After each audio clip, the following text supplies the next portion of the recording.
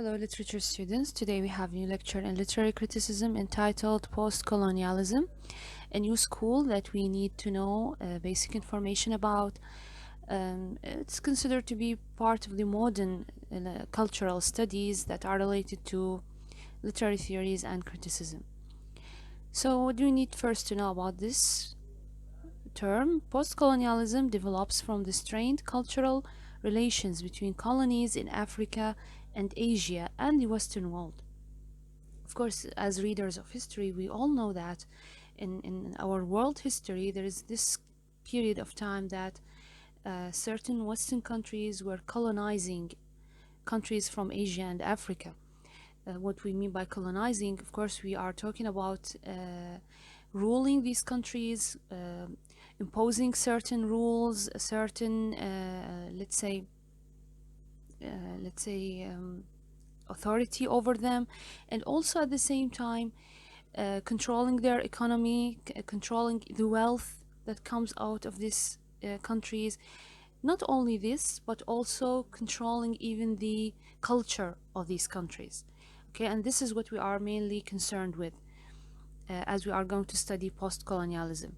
So the West became colonizers, and we have the colonized, who are the people of these countries, the people of African and Asian countries. They are called the colonized. The prefix, it's really interesting because the term first which appeared was colonialism, but then we have this new term, post-colonialism. Where does it come from? Post, here, post, we know this prefix. It refers to the period after European colonialism. So we have the time in which the colonialism was taking place, but then we have the influence and the impact that was still happening after that, which what we are talking about here. Post means after colonialism.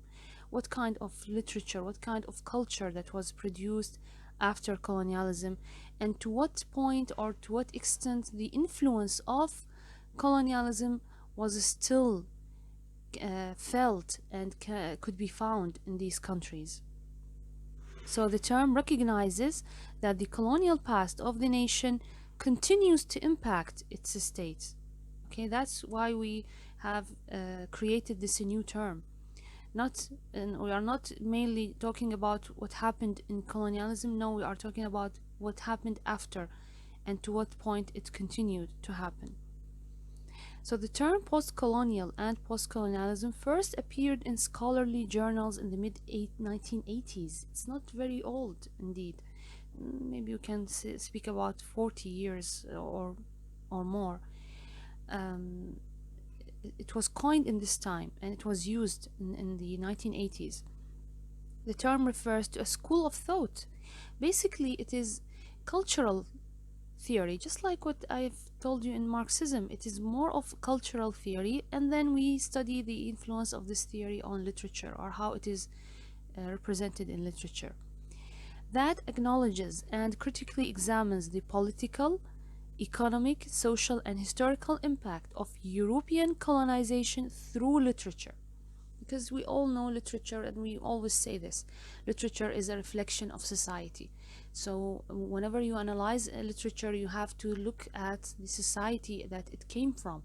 What are the social, what are the historical impacts, what are the factors that or even sometimes we can understand or reach to certain truths about this society through its literature. Okay, so it's really important to think about it like this. The term cultural imperialism, and we are going to come to certain terms that are used in this new school of thought. Cultural imperialism, what does this mean?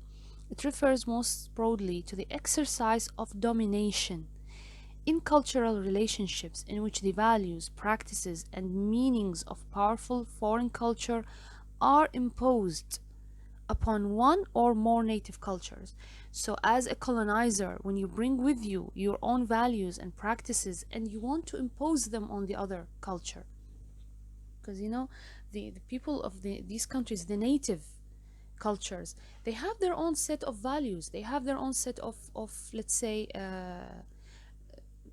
whatever we can call them, practices that are related to them. They are idiosyncratic, they are special, specific for them. And then comes this country, which has its own set of values because it's a foreign country and it's controlling. It has the means of power, so it imposes its own values over the colonized country.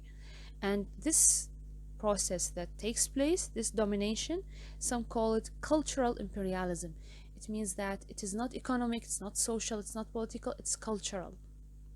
Okay, for example, if you impose the way of dressing that you have over other people, you are what? You are practicing cultural imperialism.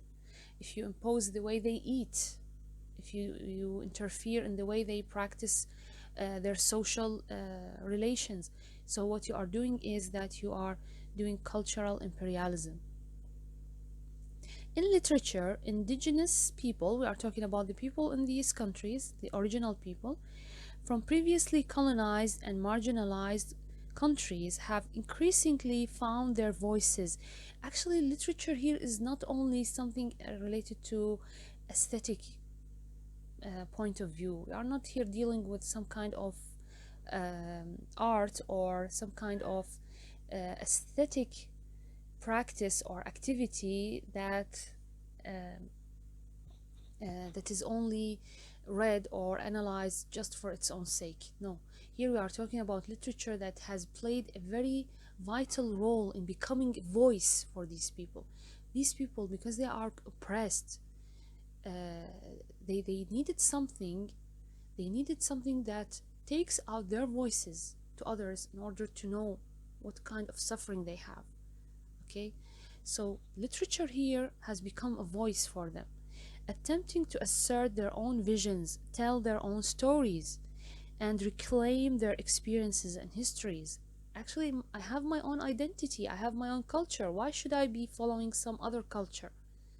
And what makes that culture uh, has the right to impose its own values on me? Just because they have means of power? Just because they have, let's say, the authority, uh, let's say, the means in order to oppress me? So that's why.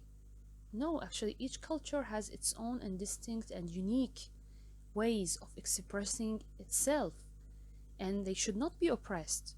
They have the right. Okay? So, literature basically was doing this. It was trying to show the identity of these marginalized and colonized people, to show that they have their own stories and they should be able to speak out and express them. Some critics distinguish two major approaches. When we speak about postcolonialism, we are going to see that we have different studies, but there are two main approaches. Postcolonial criticism, it investigates the ways that texts bear the traces of colonialism's ideology and interprets such texts as challenging or promoting the colonizers' purposes and hegemony.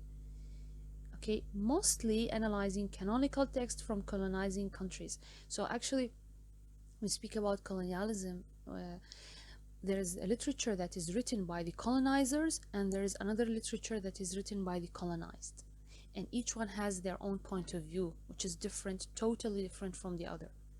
Okay, and sometimes they represent a clash between these two point of views.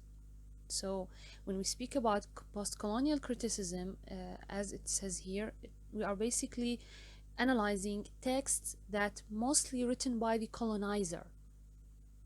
Okay, the colonizing countries, writers. Maybe there are some group of the people who have maybe encountered directly. They have direct experiences with people from the colonized countries, or certain experiences as they were living in these colonized countries, so they write about them. Okay, sometimes these writings are not actually fair and doing justice to these people. Sometimes they are showing superiority over these people. Okay, for example, we have Rudyard Kipling's The White Man's Burden, if you have ever heard of this title. The white man's burden is to make these people civilized. For example, there is this kind of point of view which looks at these people as they are inferior and the colonizers as the superior, and this is their duty in order to make these people more civilized. Okay, this is actually it's not something pleasant actually in the history of human beings. So this post-colonial criticism mainly deals with this kind of literature that is written by the colonizers, and it tries to show how they promote such ideas and values. Post-colonial theory, which is wider term, it moves beyond the bounds of literary studies and investigates social, political, and economic concerns of the colonized and the colonizer.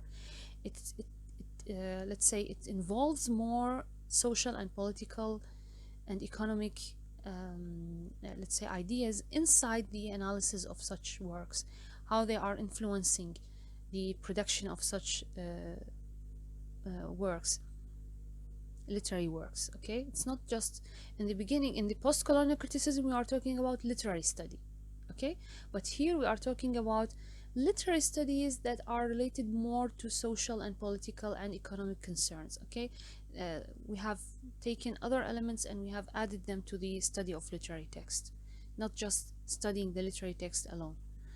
Okay, now post-colonial theory is born out of the colonized people's frustrations, their direct and personal cultural clashes with the concurrent cultures.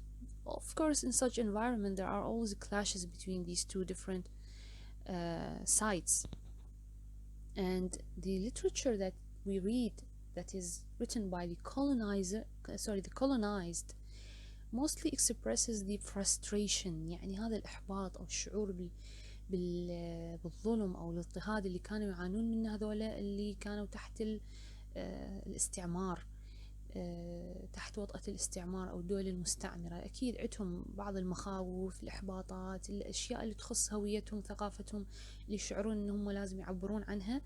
فكانت هي الأدب أو النظرية اللي تدرس هاي الآداب، تدرس أو تحاول أنه تحلل تأثير كون هذا الشخص تحت واقع تحت الاستعمار في طريقة كتابته أو في نوعية الأفكار اللي يطرحها.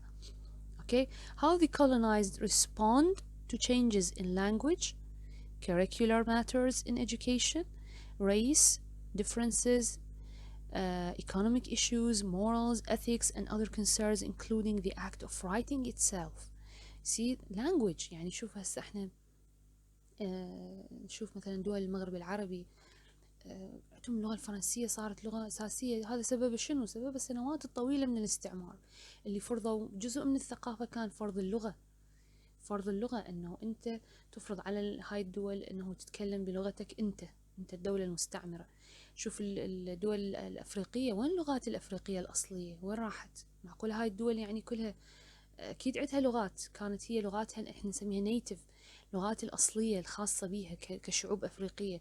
هسه تلقى أنه القارة الأفريقية إما يتكلمون إنجليزي أو يتكلمون فرنسي، وممكن إسباني بعض الدول أو برتغالي حسب طبعا الدولة المستعمرة منو كانت.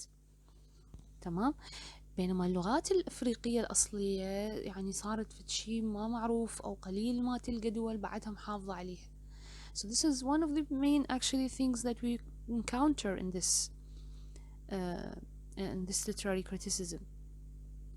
So how the colonized respond to changes in language, curricular matters, even the kind of texts that are included in education, in the curricula of schools.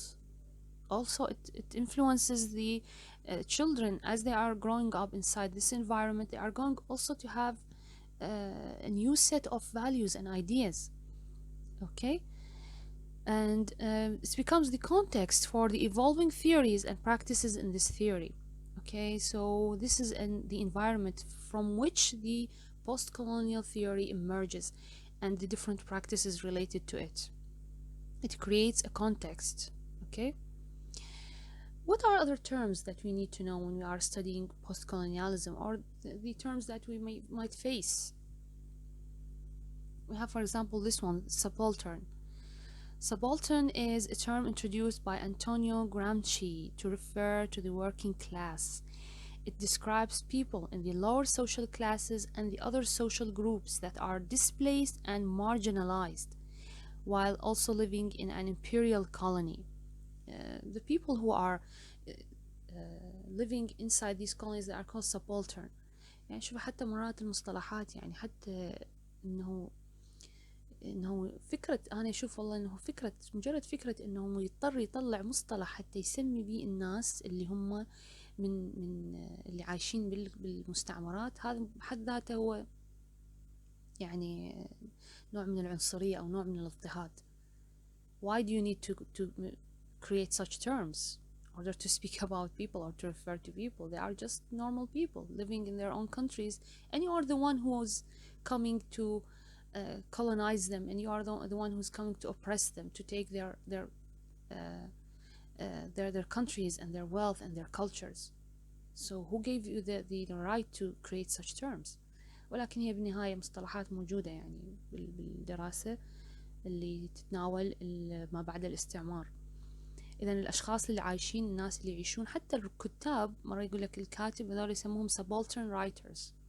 أوكي، اللي هم كتاب اللي يعيشون في هاي الطبقات الاجتماعية أو إحنا نسميها المجتمعات اللي كانت خاضعة للاستعمار.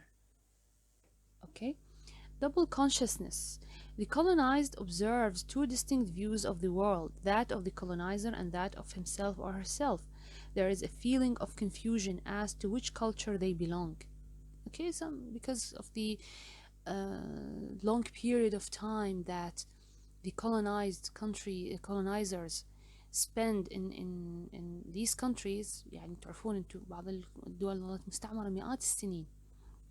So we are talking about generations that were born inside these countries under the rule of colony. يعني they were born and they have seen their country as a colony. Okay, this gives them this kind of confusion. Do I belong to this country or do I belong to my own country? They have two different worldviews. Okay, and this creates in them double consciousness. They are conscious of their own identity, but also they are conscious that the colonizing country also has its own values that they should also follow, because they are born and they see these things dominant in their society. Okay, يعني يبقى هذا الإنسان لما هو في بلد مستعمر عند العقلية اللي تخص بلده وكذلك عند العقلية اللي تخص البلد المستعمر، الاثنين يأثرن على حياته وعلى طريقة تفكيره، فبالتالي يحس نفسه مشتت، هل هو من هذا الجانب أو من هذا، فصراحة يخلق عنده وعيين. double consciousness. Orientalism, a term introduced by Edward Said. I think you are all familiar with this famous Palestinian American Palestinian thinker Edward Said. He coined this term, and it refers, or let's say not coined, but he has introduced a new way of thinking of Orientalism. He refers to the creation of non-European stereotypes that suggest the East as primitive, pagan, savage, undeveloped, criminal, and needing reform. Actually, Edward Said was trying to show that the Oriental studies about the Islamic world, about the Arabic world, about the East in general, they were trying to promote such kind of ideas or stereotypes that suggest that the East is primitive and it needs to be civilized. It needs to be recreated into a developed and civilized country, but by the force and the control of the Western countries. This is kind of generalization that actually Edward Said was trying to show that Orientalism was something that we should oppose, and he was trying to expose these ways of thinking, these stereotypes, in order to reach to another way of thinking regarding the East. Okay, actually, if you go through post-colonialism, you are going to see a lot of terms, many terms, and actually, personally, I didn't like to bring them here because part of these terms actually they are, although they seem to be objective, but I don't think they are like this. They are not objective. I had a problem actually, even in coining these terms. Why do you need to coin these terms? There is no need. Some of them, of course, not all of them, but in general, all after all, this is what postcolonialism is. And if you want to read further, actually, there are a lot of sources that you can and references that you can consult. It's one of the wide actually topics, but I tried to just give you as brief and as informative presentation as possible. Thank you for listening and see you in other videos. Thank you.